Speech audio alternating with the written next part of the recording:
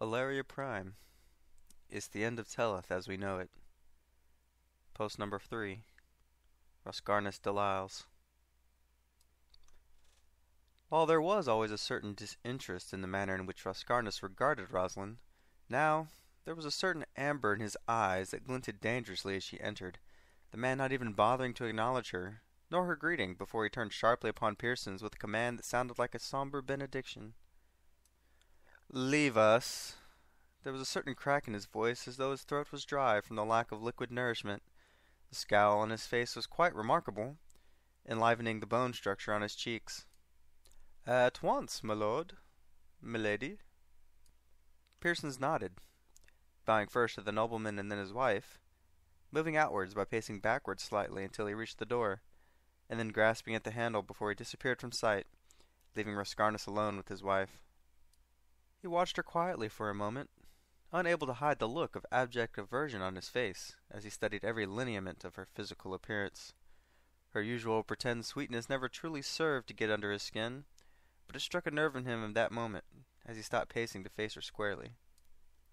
Right now, that physical perfection, coupled with how seamlessly she had transformed herself into a primus noblewoman, was only serving to add even more salt to the hormonal stew, as his eyes flashed with the heat of icy anger, an expression that even Roslynn herself had never witnessed before. Disdain and mockery was a common expression he reserved to her, but never quite so intense, never quite so consuming. Finally seeming to gather his resolve, he turned his icy, withering stare at her before he found his voice, trembling slightly from the anger that his fists were shaking, the air around his flushed face seeming so far away, prickling at his sensitive skin. "How long did you think your dalliance would last before news of it leaves the Nix?" He shook his head with abhorrence, antipathy brimming deep in the wells of his eyes, accentuated by the derisive sneer on his lips. She had cuckolded him, made a huge fool and mockery out of the entire marriage more than he had ever regarded as fallacy. It wasn't the pain of betrayal, but something far more primordial to the male psyche.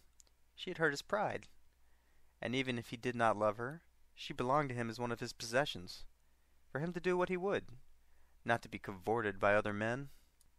"I was right, all along." What was surprising was that there was a lamentable tone at the end, as though he perhaps thought at least a small modicum inside him had wished that perhaps things would have turned out differently. The heat had left his voice, but as his gaze trailed back onto her flawless face, his facial muscles twisted with the undisguised acrimony, his palms slamming down sharply against the surface of the table before his eyes narrowed into tiny slits of agitation. "You are a whore, and you disgust me!"